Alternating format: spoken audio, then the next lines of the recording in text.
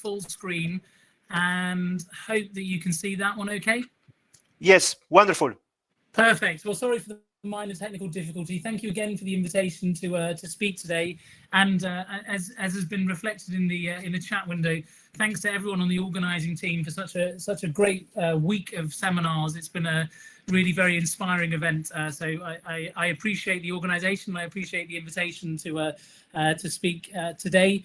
I'm going to talk today about imaging and modelling of microstructure in lithium batteries. My name is Paul Shearing. I'm a professor in chemical engineering at University College London, and I work in the Electrochemical Innovation Lab.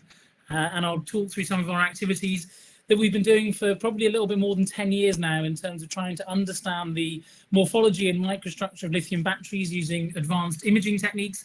And today I'm going to try and focus predominantly on the intersection between our imaging work and our modelling work, continuing the theme of the artistic seminar series.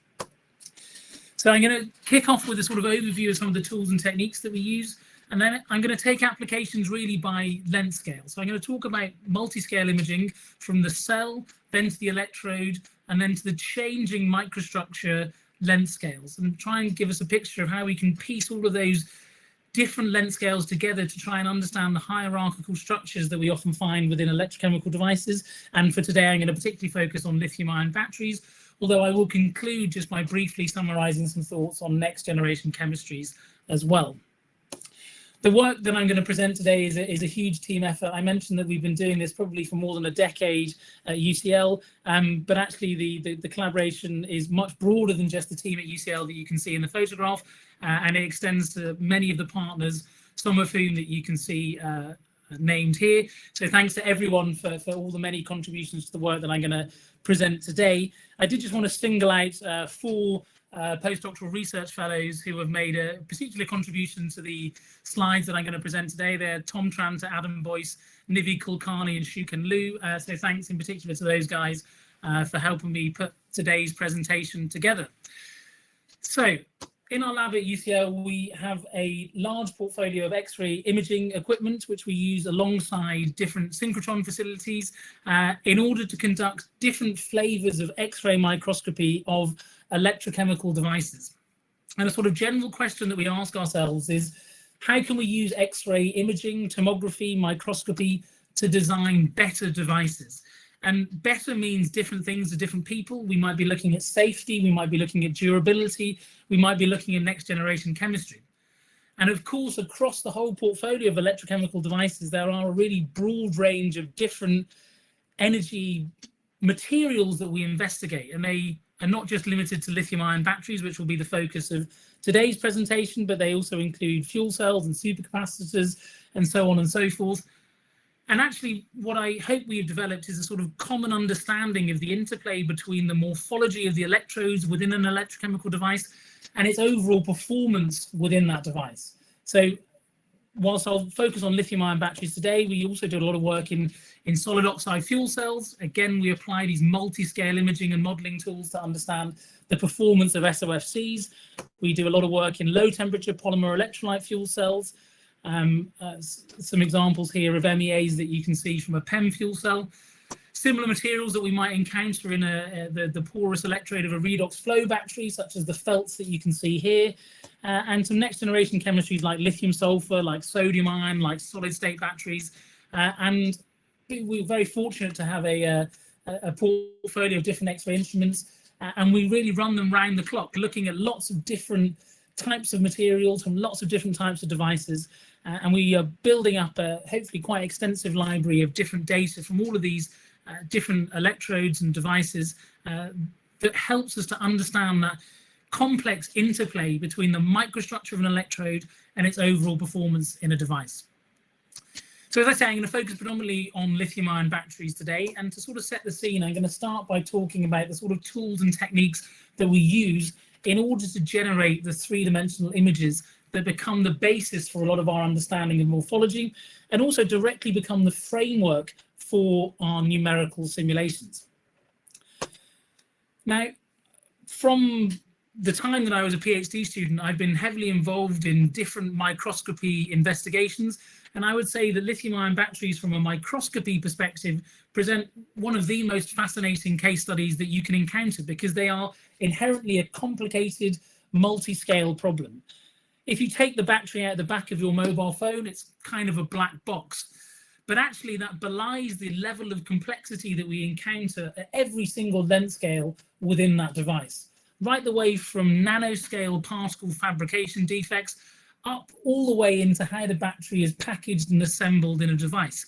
We have many orders of magnitude in terms of the spatial resolution that we need to cover in order to adequately explain the complexity of the material and the device. And with a range of different microscopy tools, we're able to really start to build up this jigsaw puzzle of how particles are assembled into electrodes, how electrodes are assembled into devices, and ultimately how those devices age, operate, and essentially in due course fail. And so, again, from a microscopy case study, the lithium-ion battery is a really fascinating area to be involved in. And I think we've seen some fantastic examples already this week about just how much you can extract in terms of the level of microstructural information from lots of different battery investigations and lots of different battery chemistries, and I'll try and touch upon some of those today. I mentioned that we use a range of microscopy tools, but today I'm going to principally focus on X-ray imaging. And you might ask the question, why use X-ray imaging to study energy storage materials? Well, first and foremost, one of the key requirements that we find when we're imaging either devices or materials is that we want three-dimensional characterization. The materials that are the constituent parts of a battery are inherently three-dimensional in nature. The defining characteristics, such as the tortuosity, the conduction of electrons and ions, the electrochemistry, happens within a three-dimensional environment and is often reliant on percolation behavior of those materials.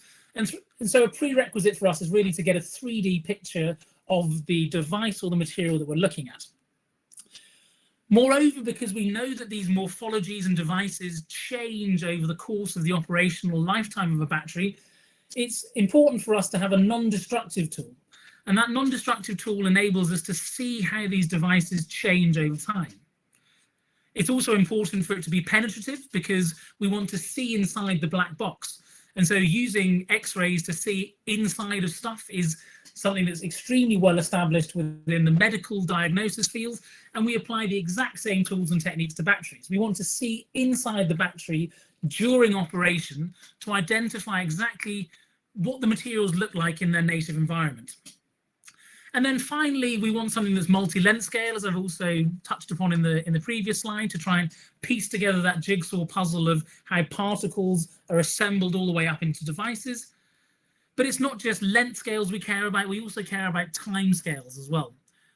I've said that we need to span many orders of magnitude in terms of the spatial resolution of our investigations, but there are also many orders of magnitude in terms of the temporal resolution of our investigations as well. If you're an automotive manufacturer and you want to provide a warranty to your customers, you probably want that warranty to be of the order of 7 to 10 years.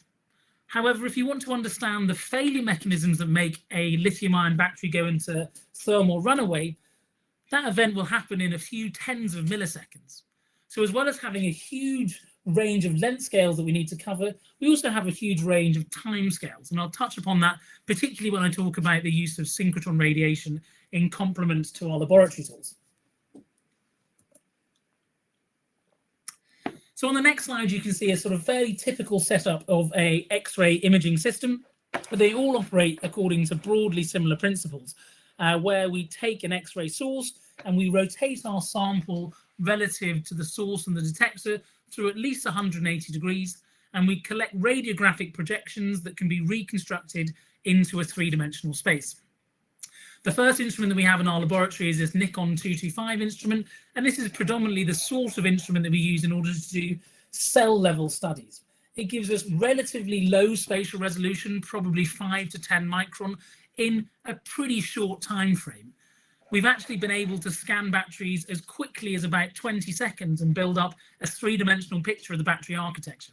but the spatial resolution is relatively limited, and therefore we use this to look at full package devices.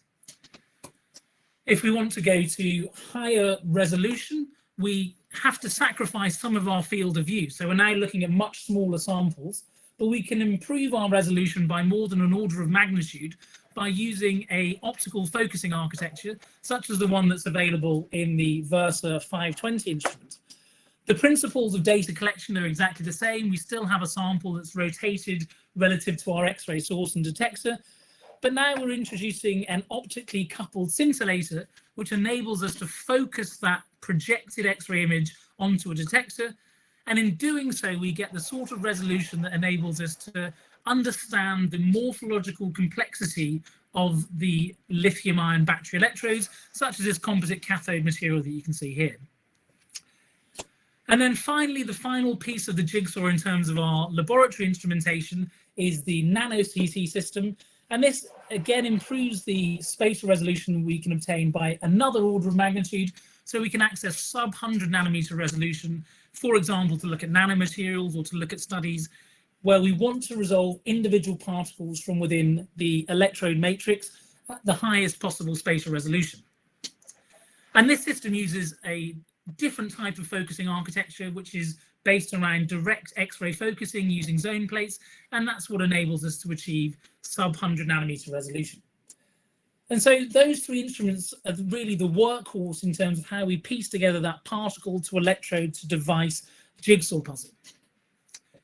In complement to the laboratory tools that we have, we also frequently use synchrotron radiation. And you can see here a map, which is a little bit out of date now. It's from 2014 from a review page from Eric Mehra and Phil Withers.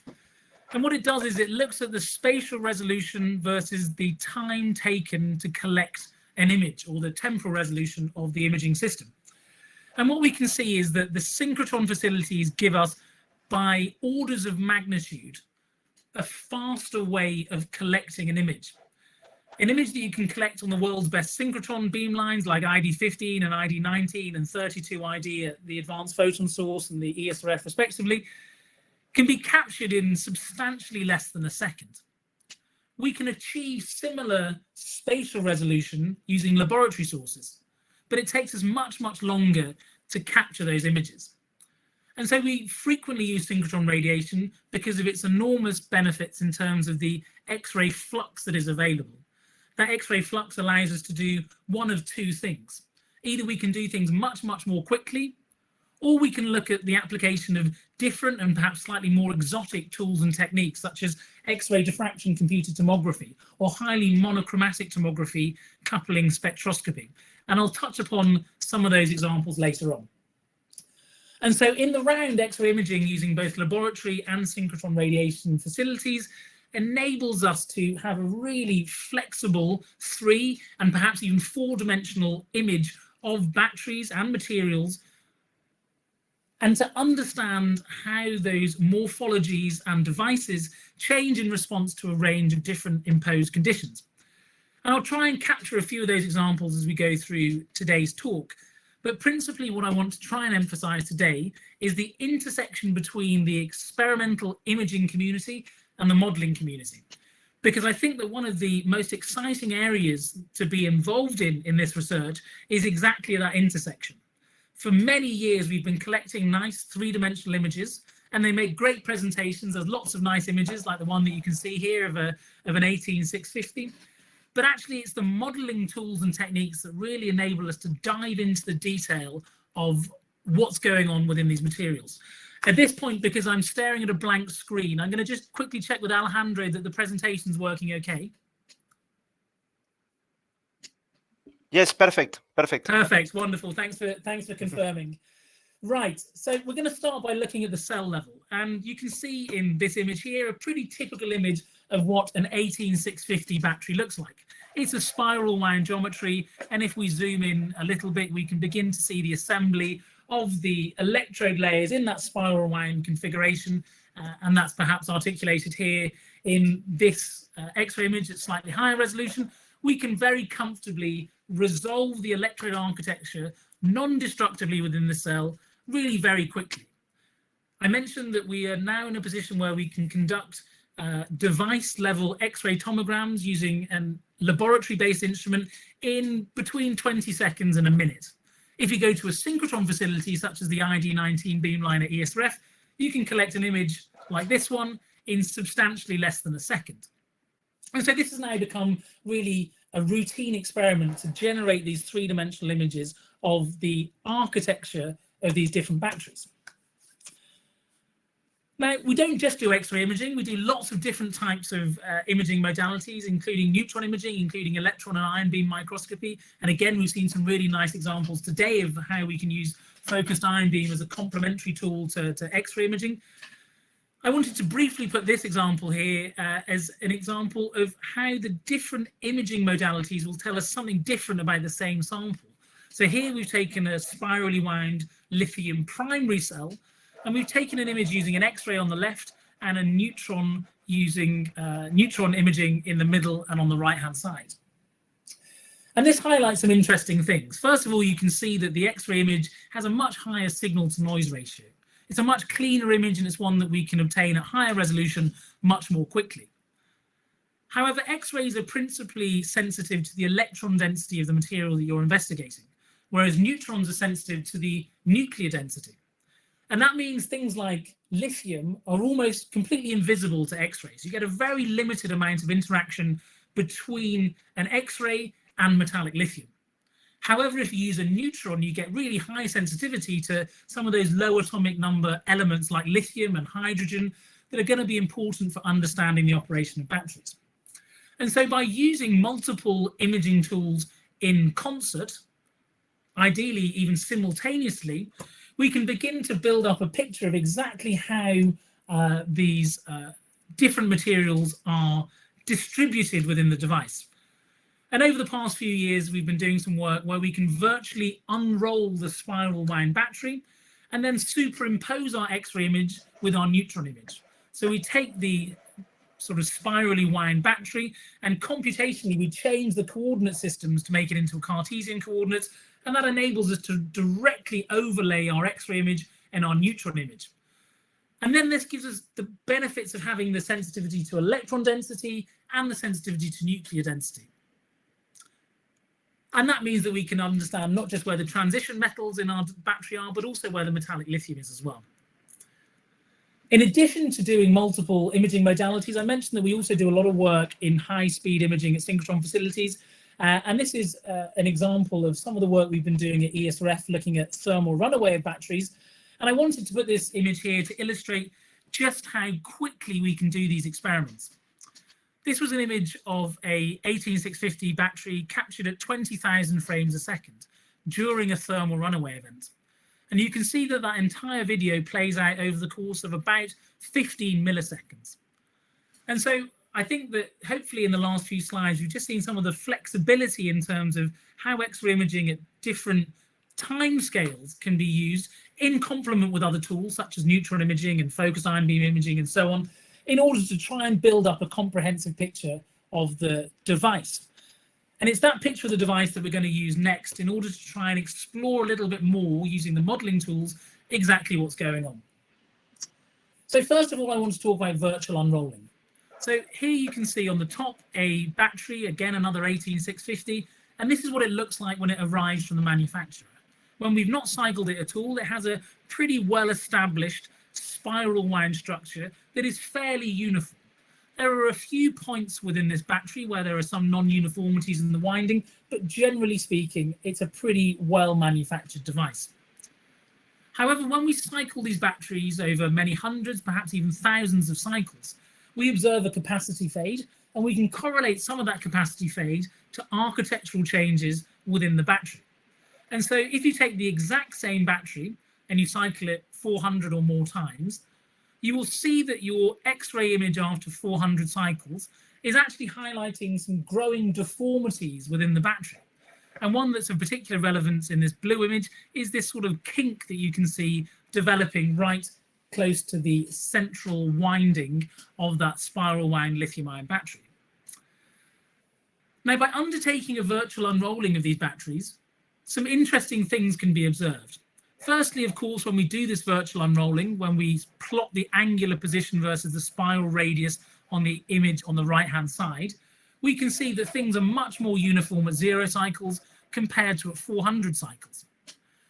But perhaps an even more interesting phenomena is that by doing that virtual unrolling, we can identify some discrepancies in the angular position and the spiral radius in the fresh cell that give us an indication of exactly where the overall cell architecture defects are likely to arise much later on in the cycling behavior of the cell. And so the virtual unrolling as a quality control tool gives us an indication of exactly where defects might arise within the cell.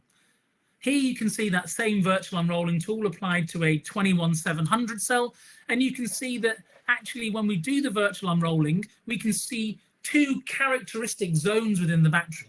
An inner zone, which is coloured green here, where we have some really quite substantial deformities growing within the jelly roll, and an outer zone which actually largely remains intact during the cycling.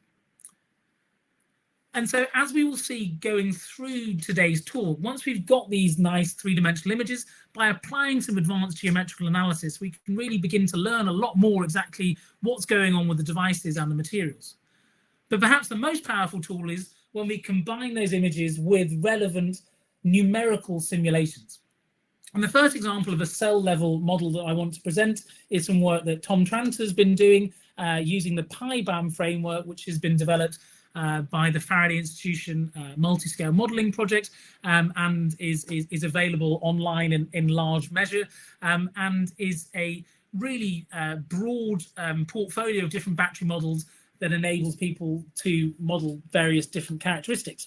And today I'm going to focus on how we can use tomography data as the computational domain for some battery models within PyBAM.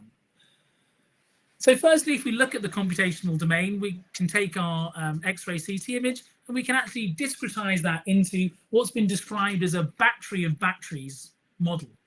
In other words, what we've done is we've taken that grayscale image and we have discretized it into a large network of resistors, which represents the spiral wound structure within the cell. And in doing so, we parallel connect these 1D elements in order to give us a 1+1D description of the cell. Obviously, what you're looking at here is a fresh jelly roll, but we can also account for some of those deformities that we see within the battery as that spiral winding begins to become affected by the aging of the cell. Because we're using the computed tomography images as direct framework for our numerical simulation, we're extracting this resistor network using the images, we're able to account for those architectural changes when we look at how to update our model in order to accommodate changes that might be associated with battery degradation. And there are a broad range of current densities and thermal distributions that we can obtain for these batteries. So for example, we can look at the current density distribution for a battery that has a single tab compared to the current density distribution for a battery that has multiple tabs. And you can see that, as you would expect, you have a much more homogeneous distribution in current density when you introduce more tabs. This was a particularly interesting case study when we began to look at the new proposed Tesla design. So as many of you will be aware, in the Tesla Battery Day in October 2020, they proposed their 4680 cell geometry, where they were going to use a tabless battery design. And actually, tabless doesn't quite make sense, because really by tabless, what Tesla meant is that they use an awful lot of tabs within that spirally wound battery. But by using such a large number of tabs in a slightly unconventional geometry, they were able to significantly scale up both the diameter and the height of the cylindrical cell. But it's only by doing that that they're able, it's only by introducing that tabless design that they're able to appropriately distribute the current and the temperature within the battery. With a conventional tab design, you would have a much more heterogeneous distribution of current and temperature within that larger cell format. And so given the battery of batteries model, we were able to really quickly road test these new cell designs and quite quickly predict what the current and temperature distributions were within the new proposed Tesla geometry. And the workflow between imaging batteries, extracting the relevant architectural characteristics and running the model to give these kinds of plots is very seamless and enables us, as I say, to readily use this as a design tool to understand how to optimize cell architectures. At the next length scale, I want to begin to dive into some of the electrode level phenomena. And I know we've seen some really nice images already from tomographic experiments of electrodes over the past week. And here's just a couple more. We can see what the constituent cathode material looks like from an 18650 cell, both in a micro CT and a nano CT setup. Again, it's not just X-ray imaging that we do. We also look, for example, at focused ion beam SEM in order to leverage the different benefits of these different tools. Focused ion beam SEM gives us a much higher resolution image, and it gives us an alternative contrast generation mechanism. And historically, we've used a combination of X-ray nano CT, X-ray micro CT, and focused ion beam SEM to superimpose three images together to give us a combination image that represents all of the active, all of the carbon binder domains, and all of the porosity within the cell as accurately as possible. More recently, we've actually made some improvements to our X-ray imaging capability, which enables us to do something relatively similar using X-ray imaging alone. So by using a combination of micro and nano CT, we're able to independently image the carbon binder domain and the active material set, and once again superimpose those images to get the composite images that you can see on the right hand side, where we have an accurate distribution not only of the active materials and the macro porosity, but also of the carbon binder domain. With these dual scan superimposition techniques, where we've taken multiple scans and sort of superimpose them on top of each other to give us a composite image, we can do a range of different simulations. So, for example, combining these images with image-based modeling and advanced geometrical analysis enables us to take a deep dive into this interplay between electrode morphology and electrode performance. The typical tomography-based model workflow that we use is that we take our image acquisition using some combination of micro and nano CT, maybe focused ion beam, maybe neutron CT as well, and we segment those images in order to generate a discretized mesh normally using the Simpleware software platform, where we have reliably represented at high fidelity all of the microstructural complexity of our electrode in the computational domain. Once we've got our tomography data set into COMSOL or into a computational fluid dynamics platform, we can really do a lot of different studies. One that we've been focusing on recently is to understand the influence of electrode thickness on rate performance. And so what we've done is we have taken a seed data set of a 40 micron cube of electrode, and we have then artificially altered that structure to make it thicker, to make it more or less porous.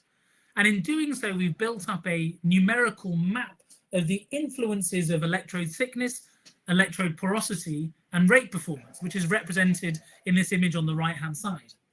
And this is enabling us then to feed back into the manufacturing process to guide the manufacture of electrodes that can be tailored either for energy density or for power density, by understanding that intrinsic trade-off between electrode thickness, electrode porosity, and rate performance.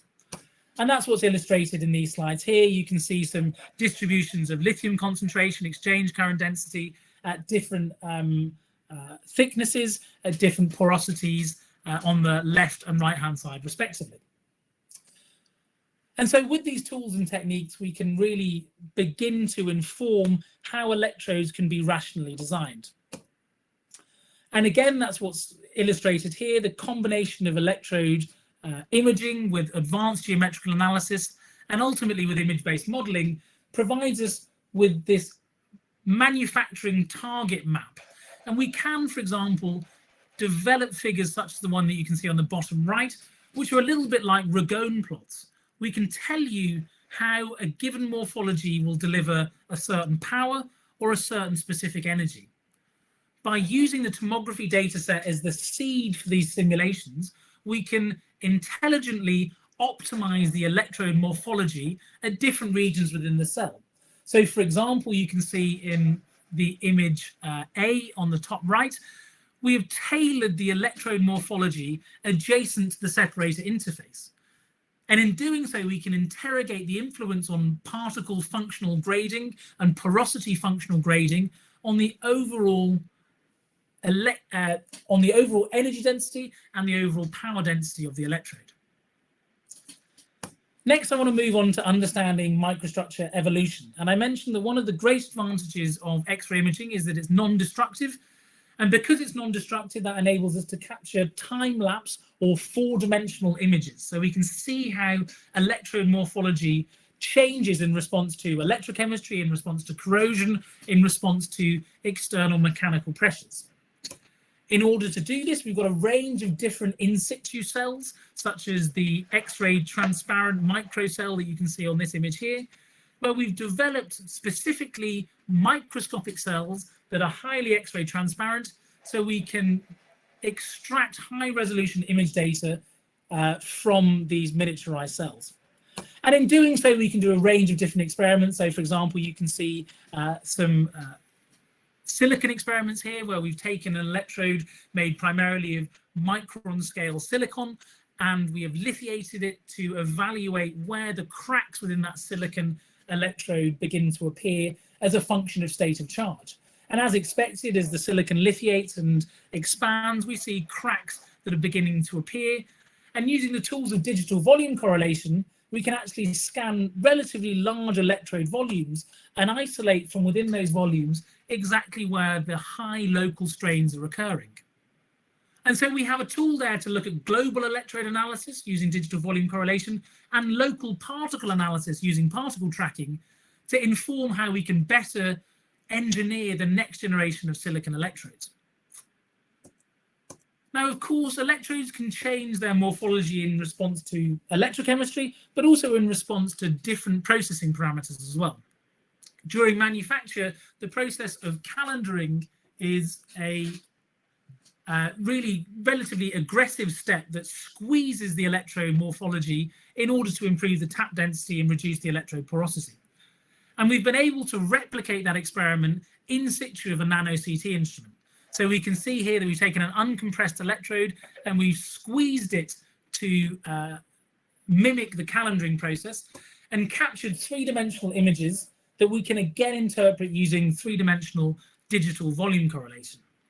And in doing so, we can understand the influences on calendaring on the ultimate electrode morphology and the transport processes of the electrode.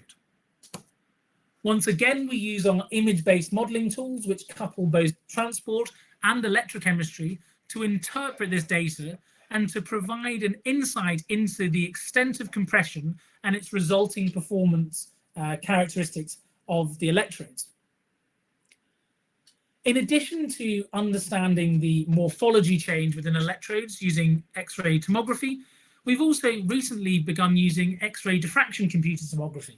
And this enables us not only to understand the changes in morphology, but also to understand the changes in crystallography of a battery electrode in response to different environmental conditions. And so in this three-dimensional image here, we are no longer just looking at the morphology of the electrode, we're actually looking at the intrinsic crystallography of the electrode. And you can see that this image is colored according to the unit cell lattice parameters. And what that means is that in every single pixel within this map, we have a fully refinable X-ray diffraction pattern. And this is enormously rich data because it means that for every pixel, we get a diffraction pattern like you can see on the left-hand side. And as we stepwise charge and discharge our battery, that diffraction pattern obviously changes. This enables us not only to infer the changing chemical nature of the battery as a function of, for example, cutoff voltage, it also enables us to identify heterogeneities and hopefully to identify strain within individual electrode particles.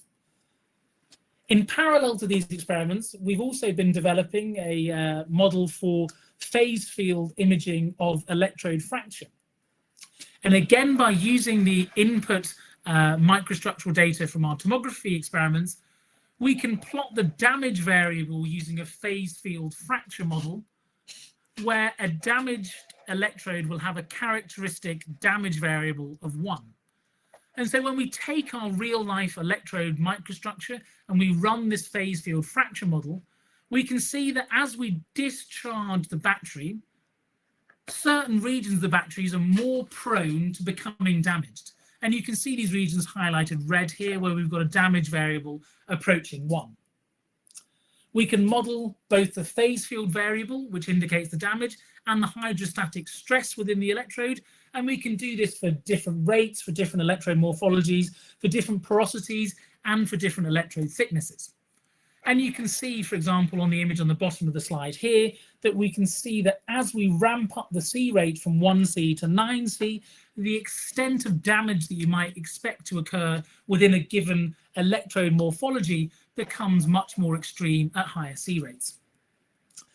And so finally, to sort of wrap up the section on lithium-ion battery modeling, I'm going to present a video here created by Dr. Shuken Liu, one of our postdoctoral researchers, who's done a lot of our image-based modeling that I presented. And it really illustrates how we bring together all of those different length scales using our tomography imaging coupled to our image-based modeling approach. So first of all, you can see those nice images of the full cell and the components within it. As we zoom in, we get to higher and higher resolution until we can see individual particles within the electrode. On the left-hand side, we can see an NMC cathode. On the right-hand side, we can see a graphite anode, and we've got our porous separator in between. Once we've got this level of information, we can extract a lot of geometrical parameters. Pretty much any geometrical feature that you can think of can be extracted from these highly complex three-dimensional data sets. So here we can see the orientation of the NMC particles, and we can characterize shapes, sphericity, orientation, as well as other geometrical parameters such as neck size distributions, tortuosity, etc. But also by conducting a fully coupled transport and electrochemistry simulation, we can predict exactly where our electrons, where exactly our lithium ions are going, and therefore predict the state of lithiation of all of the constituent components within our electrode morphology. And this really gives us a powerful tool to understand how those microscopic electrode architectures really influence the macroscopic performance of the device. I'm conscious that I'm running out of time, so I'm going to briefly leave you with some very quick examples of some next generation chemistries, and we're particularly interested in lithium sulfur batteries for a range of reasons, predominantly because they have a very high gravimetric energy density. It's a very interesting chemistry because during a single charge cycle, the morphology of that electrode in the lithium sulfur system completely changes. The sulfur becomes dissolved into the electrolyte phase and then precipitates from the electrolyte later on in the charge-discharge process. And using some image-based modeling, this is some work done by Nivi Kulkarni, using image-based modeling for lithium sulfur battery electrodes, we can take the same approach where we've got our X-ray tomography data and we can generate a mesh, but now we can predict the microstructural evolution of this sulfur within our composite sulfur carbon cathode, and we can see in detail how that electrode morphology is liable to change just over a single charge discharge cycle. And we can see that our starting morphology at the beginning of discharge is really very different to our revised microstructure that appears at the end of discharge. And this just gives you some indications of the processes that are occurring where we have the dissolution of sulfur into the liquid phase and the redeposition as a solid at the end of discharge. And this is a sort of platform capability, so we don't just look at lithium ion and lithium sulfur tools, lithium sulfur chemistries. We look at really a broad range of batteries, including lithium metal, including lithium air, including solid state and sodium ion batteries. And so I'm going to leave with some very brief conclusions that we are very excited by the ongoing developments of X-ray and correlative microscopy tools, and further that the intersection of the imaging and modeling communities provide some really exciting opportunities to help us design better materials and better devices. Thanks once again to the organisers for the invitation to speak today, and I'd be delighted to take any questions. Thank you so much, Paul, for this wonderful presentation. Really inspirational. Thank you very much. So, Fernando, we have questions, right? Yeah, we do have many questions. Let's see. Let's start here with Mehdi Chuchan, who declares himself as an admirer of your latest papers on NMC simulation with Shuken Liu. And then he adds, could you comment on the tool you used to generate your meshes and on how are you able to run such expensive simulation? In parentheses, 30 million elements. Question. Yeah, sure. So, yeah, I mean, as I mentioned in the presentation, Shearing has been a real driving force for the image-based modeling work we've been doing at UCL over the past 5 years, and it's been a pleasure to present some of his work today. The principal tool we use for developing the meshes is Simpleware. So we normally take our images, we typically use a VISO in order to do our image analysis, and then we use Simpleware to develop the mesh. Once we've got that mesh, that can be imported, for example, into COMSOL. And actually, sometimes we find that we have up to about 200 million mesh elements. And there's no secret to how you solve that. You need a big computer and you need a lot of time, and that's about it. If anyone's got some smart ideas on how to speed things up, that would save us a huge amount of time. But at the moment, it's kind of brute force. We have big computers, and the simulations do unfortunately take a long time. Maybe a quick question of my own there. There is like ambition to add, I don't know, GPU processing maybe in the future to speed this up? We do some GPU processing already, yeah, and that certainly does help. We have looked at sort of trying to run these on supercomputers. That's been slightly less successful because the local memory requirements are so high. GPU's an exciting way forward. Any suggestions we are open to, because some of the simulations are running for a couple of weeks at a time on really very high spec desktop computers. Thank you. So here you have another question from Tuan Tu Nguyen, who asks, I can see a lot of work has been done. I'd like to know how to build the resistance network based on the tomographic framework for the thermal simulation. Is it a feature proposed by PyBAM? Right, very good question. I know that Tom Tranter is online, and very helpfully he's actually typed the chat in the chat window the answer. So thanks Tom for that. He says PyBAM is coupled with a network modeling tool called OpenPNM, and he's put the link in there. So I think that hopefully Tuan, that answers that question. I'm sure Tom would be happy to have a chat about that. But Tom's been the driving force behind that battery of batteries model, and I think has done a nice job in answering that question for me.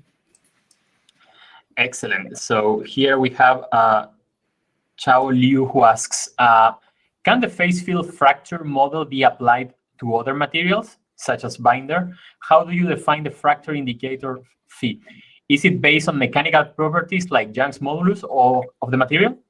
Yeah, that's a great question, and that's something that we're really currently wrestling with ourselves. You do need some mechanical information from the material as an input to the model, and at the moment we are not aware of any authoritative literature sources for that information for the carbon binder domain.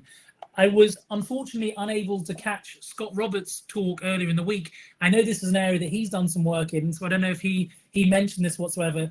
But clearly, the active materials in the CBD have very different mechanical properties. At the moment, we've only got the input data for NMC, so our simulations are limited to NMC, and those phase field damage variables that I presented were just for the active particles. We're still missing some mechanical input data from experiments that are required for the CBD. Yeah, I know Scott is wrestling with this question a little bit as well. And again, if anyone from this community has got suggestions on how to get that data, that would be very helpful indeed. Thank you. So here we have another question from Lorenzo Stivano, who asks, how do you deal with the beam damage risk, especially at the synchrotron? Have you had examples of biases coming from this? Yes, so good question. The slightly counterintuitive thing with beam damage is there's a critical window where it happens, and that window would typically be roughly between about 5 and 15 keV. So if you are able to avoid that energy window where the beam damage principally occurs, then you don't have to worry about it too much. For the cell level imaging, where typically we're using 80, 90 keV, we find that the transmission is so high through the cell, we don't get a lot of beam damage. So for the cell level studies of the synchrotron, we don't see substantial beam damage. We don't see any gassing of the electrolyte or denaturing of any of the components. However, for some of the electrode level studies where we want to use lower energies in order to get higher spatial resolution, we do sometimes encounter that critical zone where we know beam damage can occur. Typically, that beam damage is not significant enough to alter the morphology of the electrode, but it definitely does interact with the electrolyte, and it definitely does change your electrochemical signal. So if you're doing an in situ or an operando measurement where you're charging and discharging your battery in the beam, you can see the influence of the irradiating beam as spikes in your voltage profile during charge and discharge. Typically, what this means is that when we do an in situ experiment, we momentarily pause the X-ray beam while we run the electrochemistry, and then we restart the X-ray beam and stop the electrochemistry. So we sort of do a discrete experiment in that way. If that's not possible, then we can look at filtering the beam in order to try and minimize the damage. And we can also just try and tease out from the electrochemistry just how substantial that damage has been. But unfortunately, with all this ionizing radiation that's very high flux, if it's in the wrong energy range, then you are susceptible to some damage. Again, principally not a concern for the morphology, but it can be a big concern for the electrochemistry. So here we have the second question that also Lorenzo posed. He says, the amount of data that you collect for all these analysis, especially when working at the multi-scale, must be huge. How do you deal with it? To which extent do you implement AI approaches for that analysis? Yes, it is huge. In terms of the library of image data that we have, it's approaching about a petabyte worth of image data. When we go to a synchrotron such as ID19, we can generate many terabytes of data per hour. So over the course of 4 days worth of beam time, you're maybe generating tens to hundreds of terabytes worth of data. At that stage, you've got to take a practical decision, even in terms of what you keep, because there's so much just to archive. It's a real challenge. And actually, I would say that the imaging techniques are now often such high throughput that the sort of data storage and transfer is the rate determining step in terms of how we process things. So there is definitely a challenge. How do we deal with it? Well, firstly, we do particularly try and implement machine learning algorithms in the segmentation of data. I think from my perspective, machine learning image analysis is growing very quickly, but is still relatively in its infancy.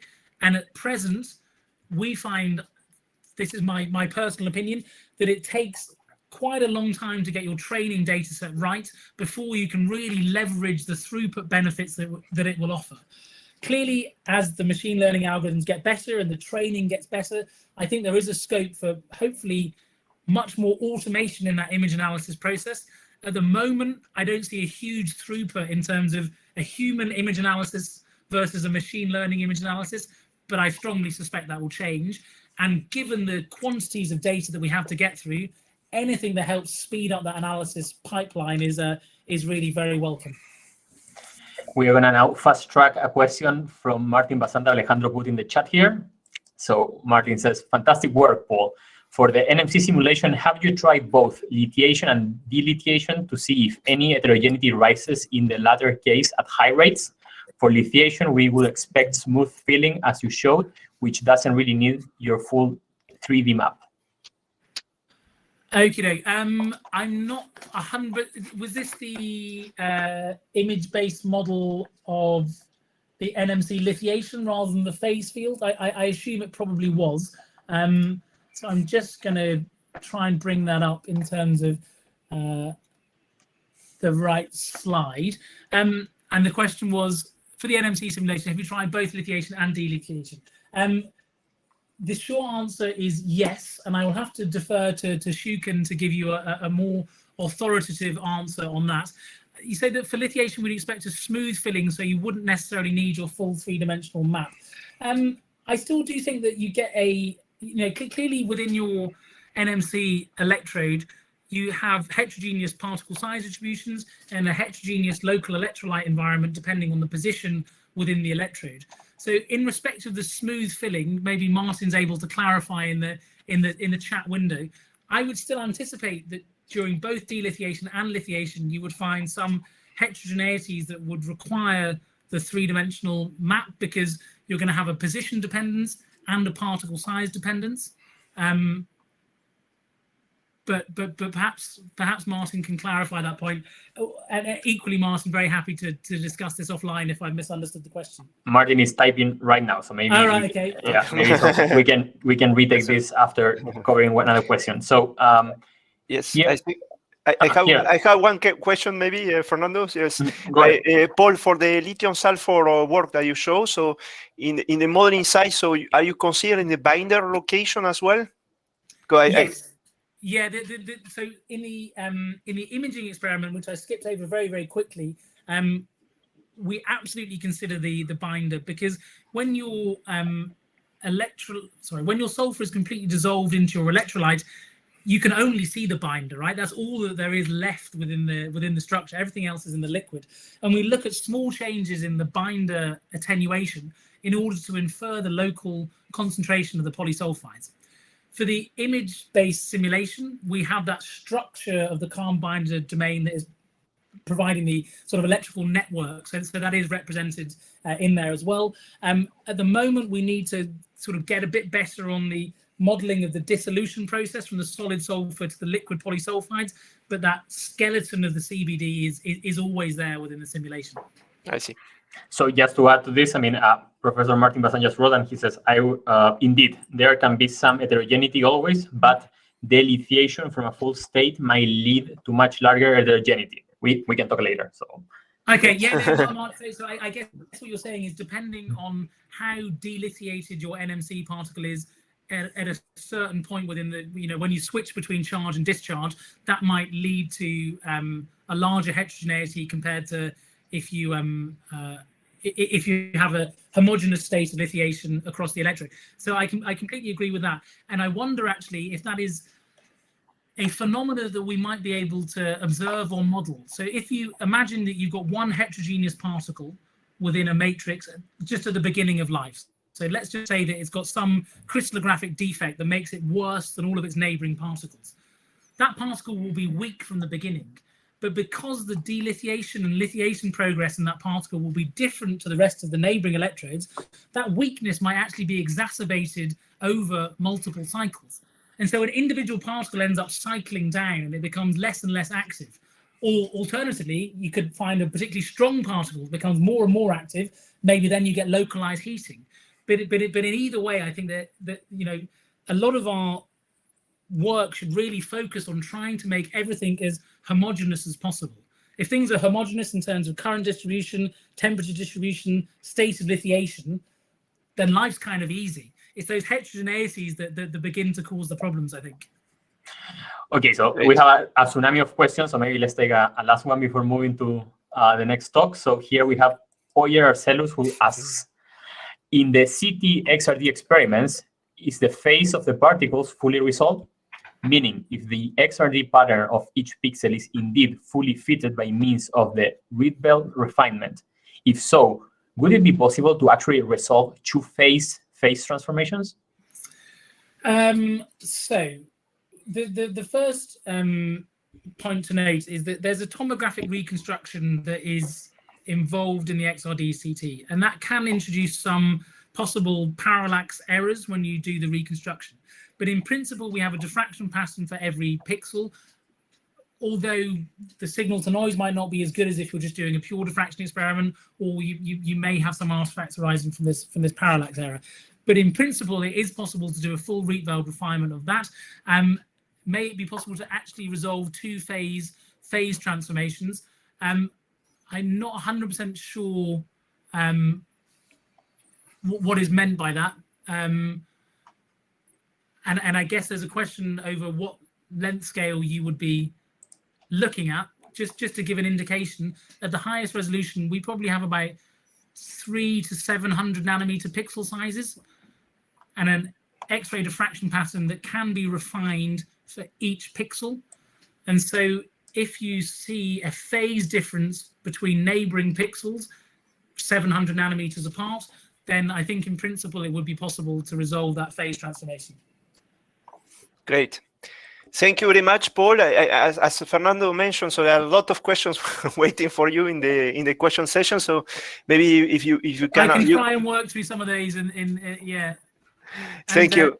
No, it's a pleasure. Thanks very much for the invitation. And I know that Adam, Tom, and I think Shuken and Nivi are also online. So thanks to all those guys and to all the team for all their hard work in preparing all the work that went into that presentation. And thanks for the invitation. Thanks for the questions as well. It's a great pleasure and a great honor for us. Thank you very much, Paul.